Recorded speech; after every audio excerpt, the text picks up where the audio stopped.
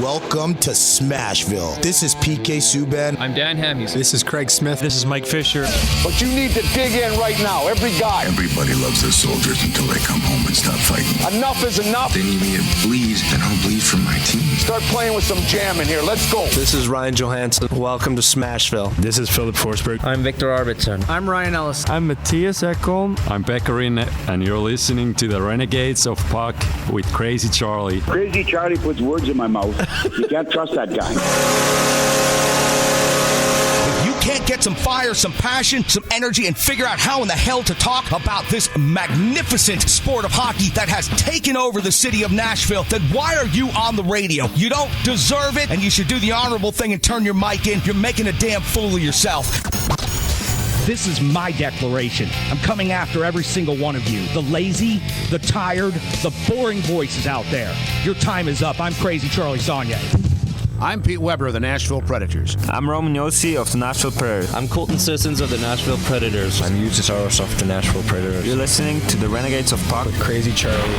Find a way, boys. No more half-stepping. Now, here's your host and captain, Crazy Charlie Saunier. Welcome to the bunker. Welcome to the Renegades of Puck podcast. I'm your host and captain, Crazy Charlie Saunier. Before we get started with the No Half Step in hockey coverage, first let me direct you to our home website, renegadesofpuck.com. Once you go to renegadesofpuck.com, you'll learn everything you need to know about the show. And once you're good and educated about the show, you click on that merchandise tab. Going to take you straight to our classic t-shirt and all of the different gimmicks you've come to know and love and expect from the Renegades of Puck. Whether that's socks, throw pillows, wall art, bed sets, it makes no difference to us. After all, we've sold out so that you can buy in. Social media is of critical importance. It's an independent, unaffiliated operation known as the Renegades of Puck. So here's how you can jump in the trenches with us. You can find us on our active social media platforms of Instagram, Facebook, and Threads. So please, it doesn't cost you a thing. It doesn't take you but a second, but it sure does go a long way to helping us out here on this independent and unaffiliated operation. So if you can, support us over on social media.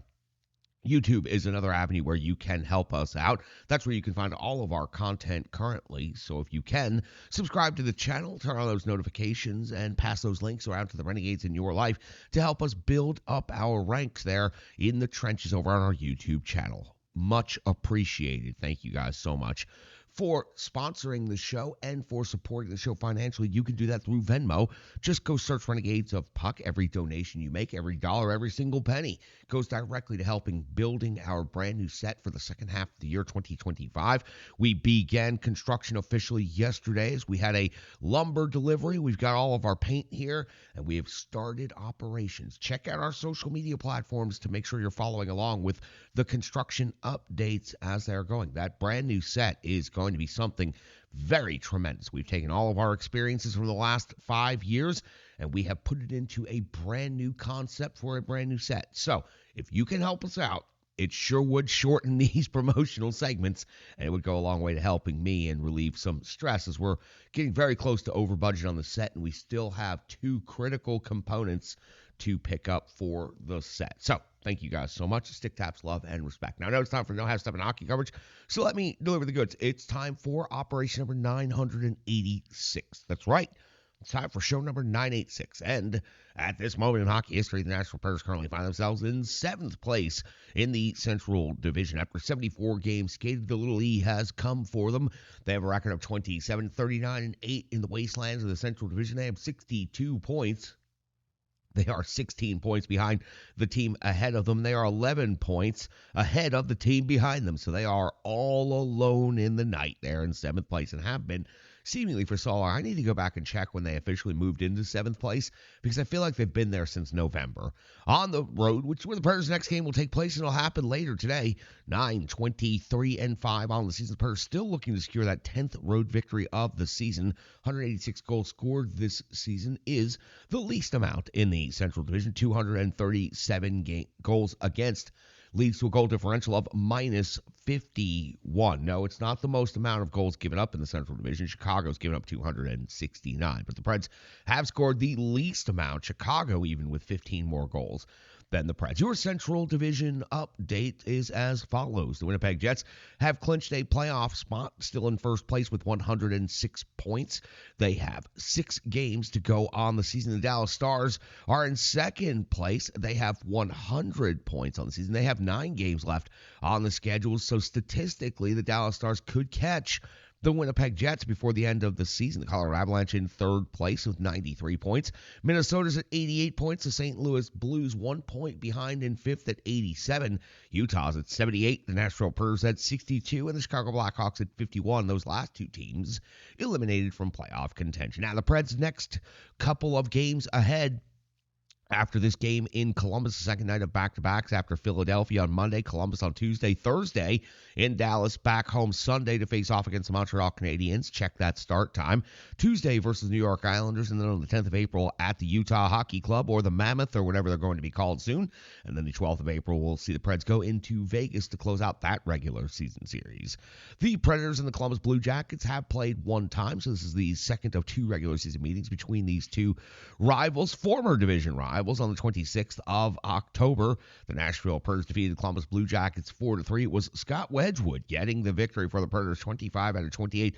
Forsberg, Marchessault, and Alex Carrier scoring for the Preds. Tarasov picked up the loss for the Jackets, 29 out of 33.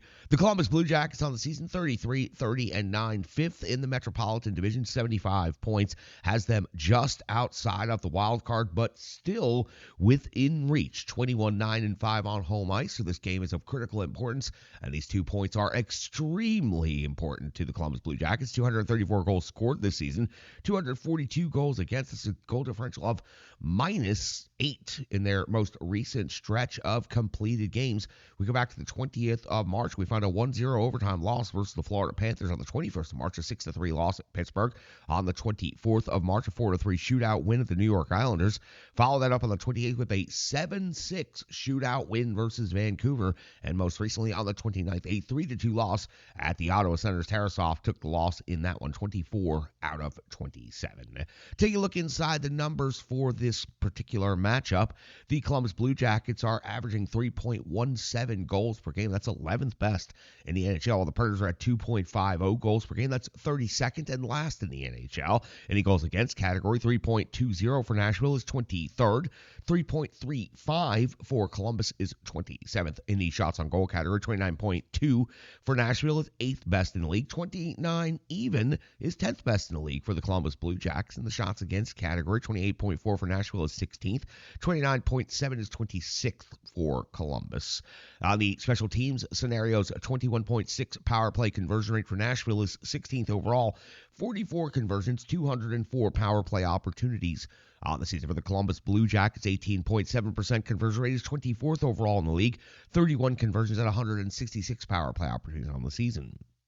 For the penalty kill, the Preds have bounced back into the top 10 right here for the first time in a while. 81% kill rate has them at 9th in the league. Now they've given up 41 power play goals against. The PK rate for Columbus, not nearly as good, 75.3%.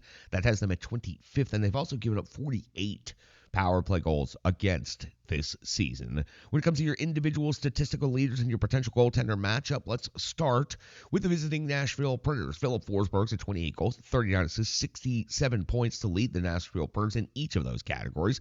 Jonathan Marchessault is currently listed as day-to-day, not on this road trip at this moment in time. 19 goals, 30 assists for 49 points. Steven Stamkos is at 23 and 22 for 45.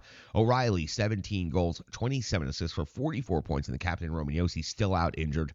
9 goals, 29 assists for 38 points. Brady Shea is 6th in the team in scoring right now. So out of active players, Brady Shea is bumped up to 4th overall in scoring for the Nashville Predators right now. The Columbus Blue Jackets see Werenski leading the way with 20 goals, 52 assists, and 72 total points. Ranko is at 28 goals and 38 assists for 66 points. Johnson, 22 and 24 for 46. Fantilli, 22 points, 22 goals, 22 assists, 44 total points. Impressive there. Monahan's at 14 and 30 for 44. Your potential goaltending matchup sees Elvis Merzlikins in net for Columbus at 24, 19, and 5 with a 3.09 goals against average, an 8.95 save percentage. Going up against UC Saros with an 18, 28, and 6 record, 2.89 goals against average, 8.98 save percentage. that's going to do it for the preview portion of this. It's a quick turnaround. The Preds in Philly on Monday night. We got to go back and talk about that. It's the Rebirth Sports full game recap. It's coming up next right here on the Renegades of Puck podcast. Hockey players are as unique as the game itself, and your uniform should be tailored to fit you. Rebirth Sports is your sports apparel tailor. From shells, bags, warm-ups, hats, hoodies, branding, and more, let Rebirth Sports be your custom hockey tailor. And don't forget to tell them they do more than just hockey. Rebirth Sports on Facebook, Twitter, and Instagram. Rebirth Sport, a match made in hockey. It's now time for the Rebirth Sports full game recap. We go all the way back to March 31st, year 2025, when the Nashville Predators were in Philadelphia to take on the Flyers. Head coach Andrew Burnett deploys his lines and defensive pairings in the following formations, and it is an 11 forward, 7 defenseman alignment. Forsberg, O'Reilly, and Stamkos, Bunting, Svechkov, Evangelista, Smith, McCarron, and LaRue, Bellows, and Vrana. Shea and Blankenberg, Del Gaiso and Barron, England and Stastny, Osterley are your 7 defensemen. Onanen gets the start in net. 3:42 now into the first period. Onanen coming up with a save on Cates. It's the first shot on goal of the game at the 4:34 mark of the first period. Konecny hitting the post off of the rush. 5:03 now of the first period. Shea off to the box minutes for tripping. First special team scenario of the game goes to the Philadelphia Flyers power play. Onanen a save on Couturier, then Onanen a save on Michkov, and the Predators are able to hang on. 7:51 now at the first period. Onanen comes up with a save on York at the 8:08 mark of the first period. Fedotov comes up with a save on Bunting's first shot on goal for the Nashville Predators, the 9:44 mark. The first is Onanen coming up with a save on Michkov's breakaway. Forsberg clears the rebound off of the goal line. Huge save here in the first half of the first period for Justus Onanen. The 11:03 mark of the first period, it's Fedotov coming up with a save on LaRue. Point blank there, right on top of the crease. 12:01 mark of the first period. Fedotov comes up with a save on Bellows. 16:12. Fedotov a save on Osterley. And 17:03 of the first period, Fedotov comes up with a save on Michael Bunting. We hit the end of the first period with no score in this game. 7 shots apiece. We hit the beginning of the second period. Clean sheet of ice. 29 seconds is where the action starts. Fedotov comes up with a save on Del Gaiso with the 1:12 mark of the second period. Fedotov comes with a save on LaRue at the 3:38 mark of the second period. Fedotov comes up with a save on Blankenberg at 3:58 of the second period. Fast action here to start this period. Onanen comes up with a save on Couturier. Then we hit the 5:17 mark of the second period, and Fedotov comes up with a save on Philip Forsberg at the 5:46 mark of the second period. Onanen comes up with a save on Sanheim. We go to the 7:37 mark now of the second period. Fedotov comes with a save on Osterley, and our first goal comes at 8:50 of the second period when Poling breaks through with his 11th of the season, putting the Philadelphia Flyers ahead 1-0 as a tic-tac-toe tap-in for the Philadelphia Flyers. They made it look easy in this scenario. Just past the halfway point of this hockey game now at the 10:49 mark of the second period. Sanheim off to the box, 2 minutes for holding, putting the Predators on their first power play of the game. Fedotov comes up with a save on Blankenberg, and that would be it for the Predators power play. But just after the power play, back to 5-on-5 hockey, the 13:14 mark of the second period. It's LaRue with his 5th goal of the season, a backhand rebound follow-up of McCarron's shot, and a sick backhand it was, just off of the crossbar and down, tying this game up at 1 apiece. But immediately after, 13:48 of the second period, it's Drysdale with his 7th goal of the season, putting the Philadelphia Flyers back ahead by 1. They now lead 2-1 at the 15:06 mark of the second period. Onanen comes up with a save on Abels at the 17:40 mark of the second period. Fedotov coming up with a save on Bellows, crashing the net hard right here, bringing the jam. 19:58 of the second period. Fedotov a save on O'Reilly. And at the 20-minute mark, Drysdale called 2 minutes for high sticking on Steven Stamkos. But when we hit the intermission and come back from intermission to begin the third period, there's no carryover over power play. As a matter of fact, the penalty was rescinded during the intermission. Now, at the end of 2 periods, the shots on goal, 23 for Nashville, 13 for Philadelphia. So the Flyers only 6 shots on goal in the second period, but they do manage to pick up 2 goals. The Nashville Predators with 16 shots on goal in the second period, and they managed to pick up just 1 goal. So we start the period 5-on-5 hockey with the confusion cleared up during intermission. We hit the 3:21 mark of the third period. Onanen comes up with a save on Drysdale. We flip the sheet over and pick the action back up at 6:59 of the third period. Fedotov coming to the save on Blankenberg's backhand at 9:11 of the third period. Fedotov coming to the save on Bunting after being out of position and having to launch his body back into the way of the puck. He is able to successfully do so, frustrating Michael Bunting into some very loud cursing. 11:33 now of the third period. Fedotov coming to the save on Svechkov at the back door. This leads to a very large scrum as Steven Stamkos continued jamming away at the play after the whistle. The Nashville Predators do not get the goal right here. They do draw some attention, though, from the Philadelphia Flyers. 13:47 mark now of the third period. Onanen comes up with the save on Sanheim at the 17:23 mark of the third period. Onanen comes up with the save on Tippett, plus the follow-up by Poling. And though there was intense pressure with the extra attack on the Nashville Predators, seemed like they had it lined up once, twice, maybe three times, but every one of those shots blocked and countered. Hard fight back from the defense of the Philadelphia Flyers, and the Flyers are able to hang on and secure the 2-1 victory on home ice. The Nashville Predators outshoot the Philadelphia Flyers 29-18 in this game. So the Flyers go from 7 shots on goal in the first to only 13 at the end of the second to only 18 at the end of the game, but they do secure a 2-1 victory in this game. For the Nashville Predators, only able to get 6 shots on goal in the third period when down by 1. The Philadelphia Flyers deserve some stick taps for the effort on the defense in this one. The Predators had their opportunity with 16 shots on goal there in the second period, only capitalizing once. The Nashville Predators fall in Philadelphia on the first night of back-to-backs. 11 forwards, 7 defensemen. They just never seem to have the offensive punch they needed. That's going to do it for the Rebirth Sports full game recap. Back with so much more after this right here on the Renegades of Puck podcast.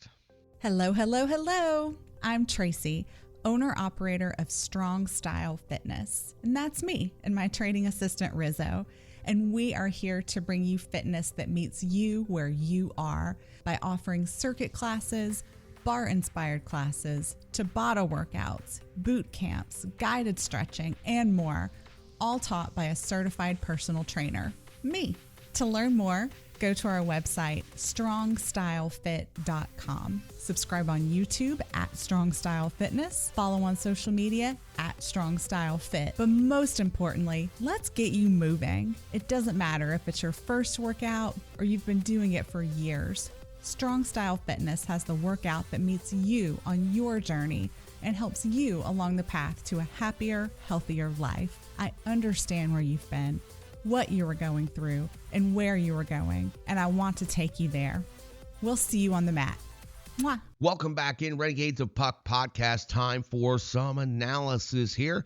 That was the Rebirth Sports full game recap. Stick taps, love, and respect to our great friends at Rebirth Sports. Expecting a package from them here in the next couple of days. Always exciting when you get a brand new box of jerseys from Rebirth Sports. So again, we sure to appreciate each and every one of our sponsors out there and the businesses that partner with us. Onanen got the start in this one. He goes 16 out of 18. He gave up 2 goals against.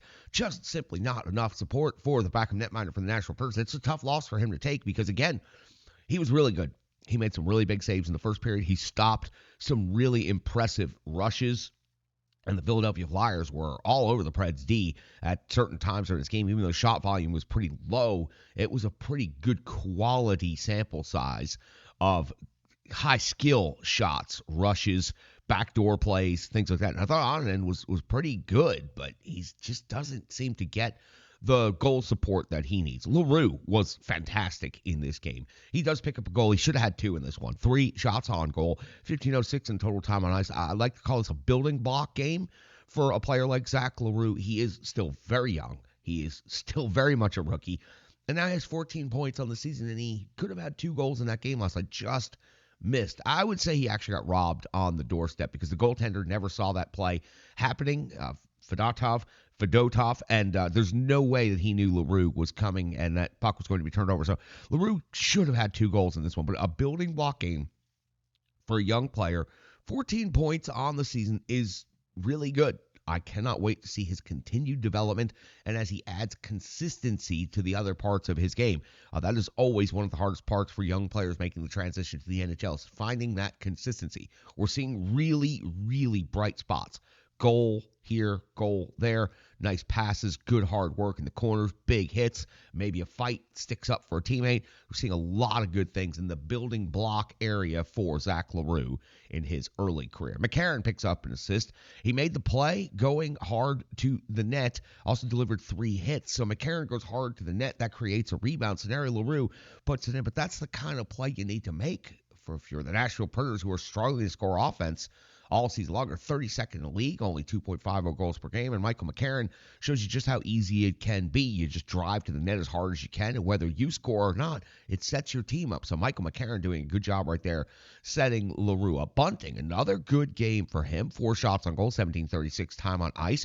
Aggressive, love it out there. Did not necessarily hear him cursing out any referees or anything in this game. So perhaps it was somebody else in this game. I can't remember exactly who did it. Maybe Stamkos. Stamkos is another one that's got pretty loud commentary out there on that. But Bunting, another good game, and he's still getting acclimated to being with the Nashville Predators. So I'm really excited to see what Michael Bunting can do moving forward for the final games of the season and then into next year with a full training camp, healthy, and moving forward into next year with the Predators. The Predators may have a gem in Bunting. Shea picks up an assist in this game quietly, very quietly.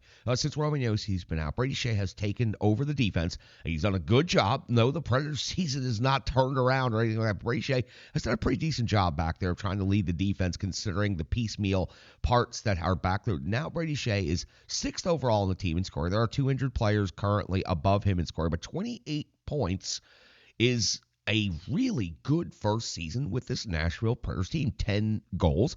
I think next year is going to be huge. I think the Predators are counting on this year being the outlier, the mulligan year, the one that they can just say, let's try again.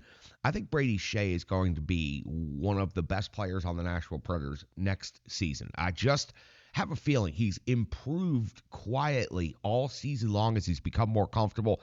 And I think next season that's going to be completely the way he plays from start to finish. Blankenburg, another night where we talk about Nick Blankenburg. 4 shots on goal, 23:05 in total time on ice, led the Nashville Predators. He has 13 points now on the season. He's averaging 19 of total time on ice per game. And again, as much as we're talking about Shea having a big season next year, when Yossi and Luzon and Stastny and Wilsby are all fully healthy, you got to expect Blankenburg and Shea are going to be the other pair out there. And I'm very excited about this potential defensive setup for next season. Again, the Predators have had a very tough year. Without Luzon, without Yossi, with so many injuries on the defense that have been happening all season. Don't forget, they started the season with Carrier and Fabro and Luke Shen out there. None of them are even a part of the team any longer. So the Predators are going to have a very different looking defense next year. And I think Shea and Blankenburg are poised to have a very big season, possibly together next year. All right, that's going to do it for the analysis portion of things. Let's hear from our good friends at Stripe Digital Solutions,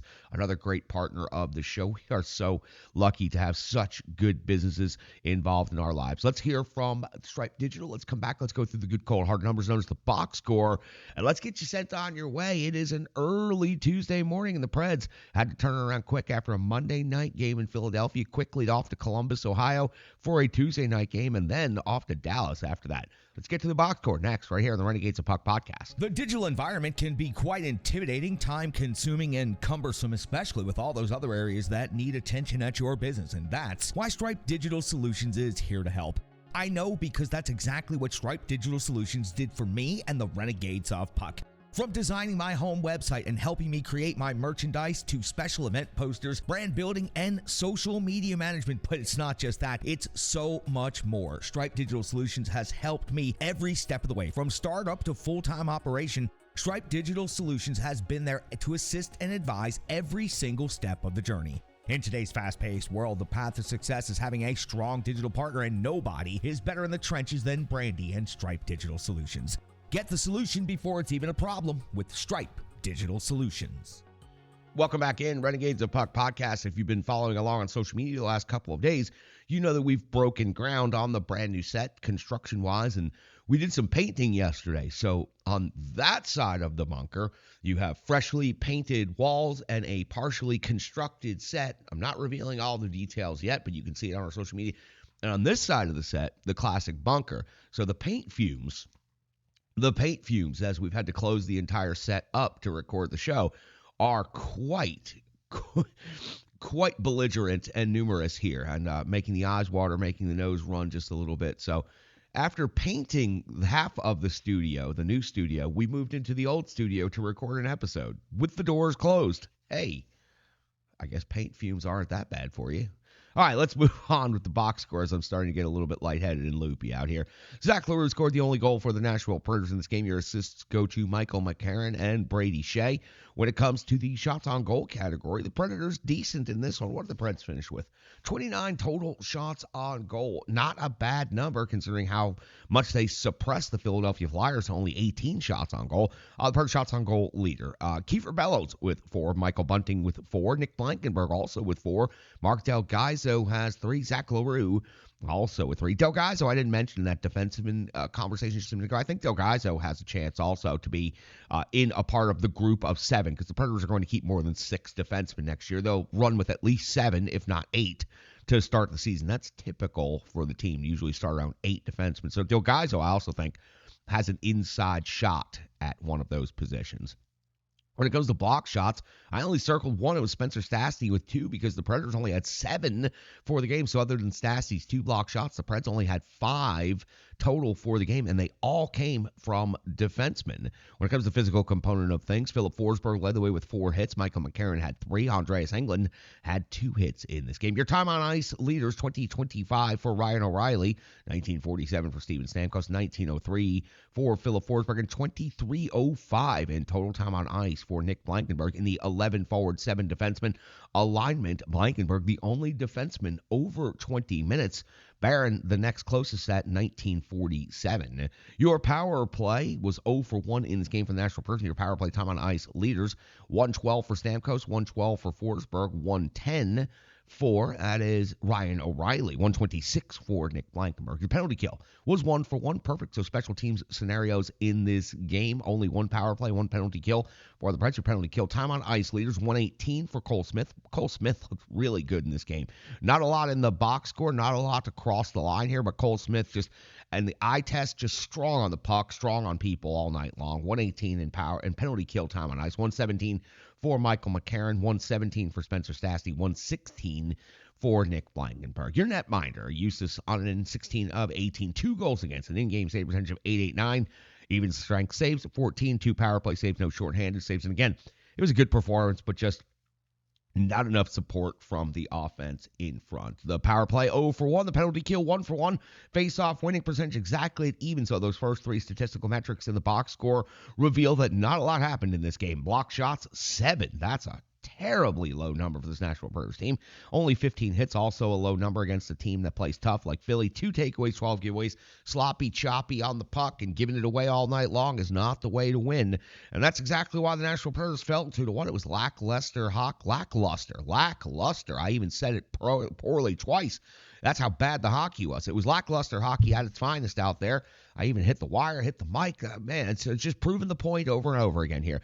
For the Predators, they just didn't seem to have the jump. They didn't seem to have the life. They didn't seem to have the punch. The 11 forward, 7 defenseman alignment, I understand why. This was not a coaching decision. This was Jonathan Marchessault being out day to day, Colton Sissons being out week to week, losing 2 forwards the previous game, lessened the numbers in the Predators as far as roster movement are a critical moment. They cannot afford to make moves right now, or else they risk losing potential players. And with this few games to go in the season and where the Predators are in the standings, you don't want to risk losing assets just to call up a 12th forward from Milwaukee when you might end up losing someone. So for the Predators, 11 forward, 7 defensemen, it didn't look good, and they looked lifeless out there, and they didn't have the punch on offense to break through, and the players that were breaking through were Bunting, LaRue, McCarron. Those were the type of players that were breaking through for the Predators last night.